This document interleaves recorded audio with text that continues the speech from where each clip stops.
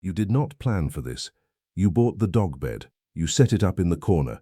You even put one of your old shirts in it so it would smell like you. And for the first 3 nights maybe it worked. Then one morning you woke up, and there was a warm, breathing, completely unbothered animal pressed against your legs under the covers. Most people laugh it off. They say the dog is spoiled, or just cold, or simply decided the bed was better than the floor. It sounds like the whole story, but the science tells a completely different story. What your dog is doing when they climb into your bed and press their body against yours is not a bad habit or a personality quirk. It is the surface expression of something so deep and so biologically specific that researchers who study it say it has no equivalent anywhere else in the animal kingdom. Think about the comfort explanation for a moment. It has a certain logic to it. Your mattress is softer than the floor, your blanket is warmer, and you are there, which is always a bonus. But if comfort were the real driver, you would expect to see dogs making rational trade-offs.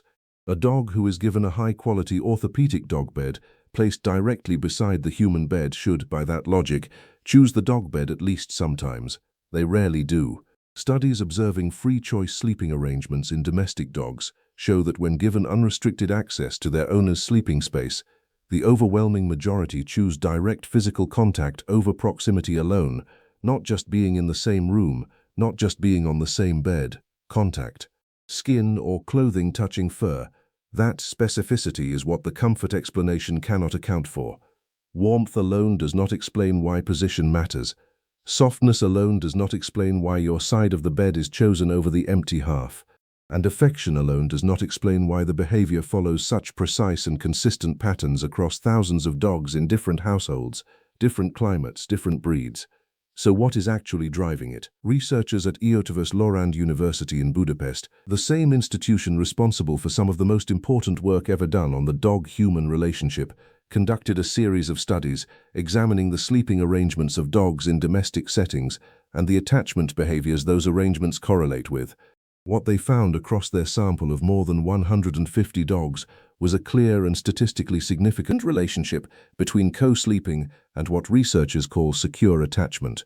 Dogs who co-slept with their owners showed stronger safe base behavior during the day, meaning they used their owner as a reference point during novel or mildly stressful situations, checked back more frequently during exploration, and returned to proximity more consistently after separation.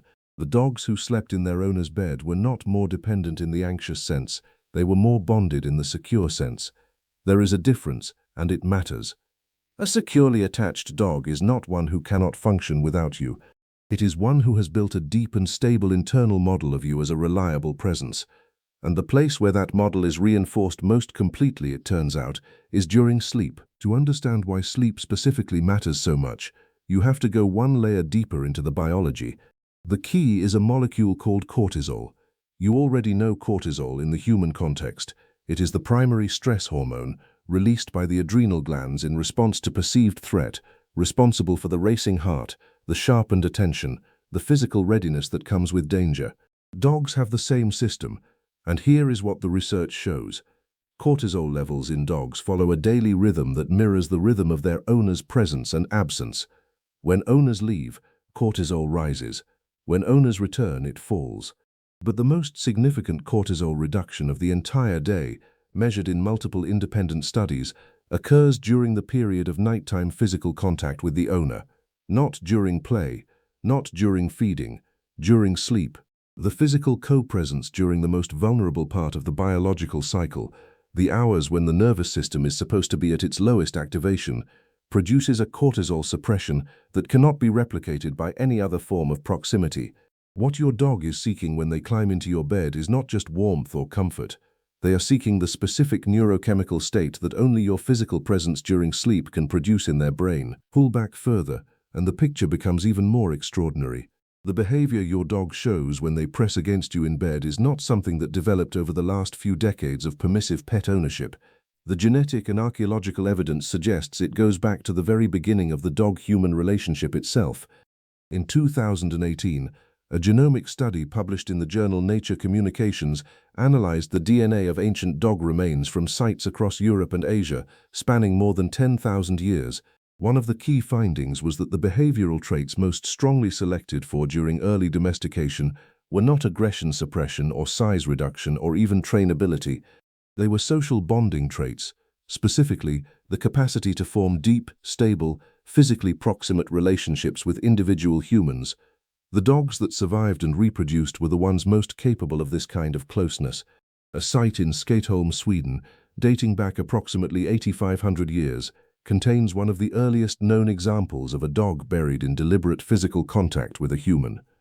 Positioned as if sleeping beside them, 8,500 years ago, someone chose to spend eternity next to their dog in the same position your dog chooses every single night. Here is where it gets genuinely surprising. You might expect that dogs who sleep with their owners would show more attachment disruption when separated, that the co-sleeping would create a kind of dependency that makes time apart harder. The research does not support that. A study from the University of São Paulo, examining separation-related behaviors in dogs sorted by sleeping arrangement, found that co-sleeping dogs did not show higher rates of separation anxiety than dogs who slept alone. In fact, on several behavioral measures, co-sleeping dogs showed lower distress responses during moderate separation scenarios. The researchers proposed a mechanism they called the security buffer effect, the idea that regular nighttime physical contact builds such a stable and deeply encoded sense of the owner's presence that the dog carries that neurological imprint into periods of absence. The bed over time becomes less about the physical presence and more about what the physical presence has built inside the dog's nervous system. They are not more fragile for having slept beside you. They may actually be more resilient, but there is a deeper layer to this that almost no one in mainstream pet culture is talking about, and it changes the picture entirely. Researchers at the University of Murcia in Spain, working within a larger European study on human-animal sleep synchrony, used non-invasive biometric monitoring to track the physiological states of co-sleeping dog-owner pairs across multiple nights. What they found was something that, when you hear it, seems almost too strange to be real. The heart rate variability patterns of dogs and their owners during co-sleeping showed measurable synchronization, not just similar rhythms, correlated rhythms. The two nervous systems, operating independently during the day, began to entrain to each other during the hours of sleep. The effect was strongest during the deepest sleep stages, and it was bidirectional, meaning the dog's nervous system influenced the owners, and the owners influenced the dogs simultaneously. The researchers described it as a form of co-regulation that has no parallel in any other interspecies relationship documented in the scientific literature. When your dog presses against you in the night and you both drift into deep sleep, you are not just sharing a bed, you are sharing a biological state. Two nervous systems, shaped by 15,000 years of parallel evolution, running in quiet synchrony in the dark. There is one more thing you need to know, and this one is important. If your dog has always slept with you, if it has been their habit for months or years, and they suddenly stop wanting to, pay attention.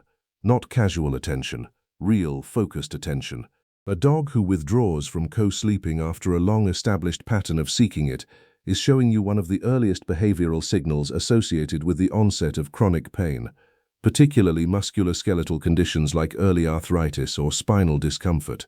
Research published in the journal Veterinary Record identified changes in voluntary proximity and contact-seeking behavior during rest, as appearing on average 4 to 6 weeks before owners reported any visible physical symptoms in affected dogs. Climbing onto a bed requires effort. It requires jumping, navigating, repositioning. A dog in early-stage pain will begin to avoid the behaviors that cost them discomfort before that discomfort is obvious enough for you to see. If the dog who always found their way to your side at night stops making that journey, do not assume they have simply outgrown the habit. Ask the question your vet can answer, because your dog cannot file a complaint or describe a symptom or point to where it hurts. Every single thing they feel comes out as behavior, and this particular behavior, the willingness to make the physical effort of being close to you, is one of the most honest signals they have.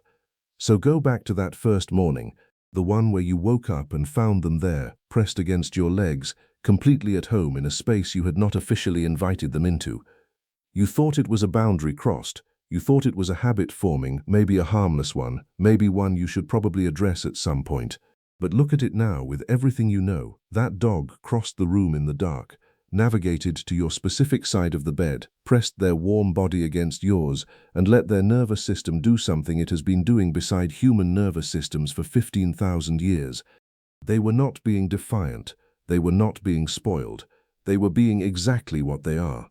An animal so deeply shaped by closeness to us that the hours of sleep without it register as something fundamentally incomplete. The bed was never really yours or theirs. It was always both. If your dog sleeps with you, I want to know one thing in the comments. Did you plan for it? Or did they just show up one night and you never had the heart to move them? I ask because I genuinely think the answer says something interesting about both of you. Subscribe if you want to keep going deeper into the science of what your dog is actually doing and why. And if this one shifted something for you, the next video is going to go further. We are looking at why dogs follow you from room to room, and the biological mechanism behind it is stranger and more specific than anything you have been told before.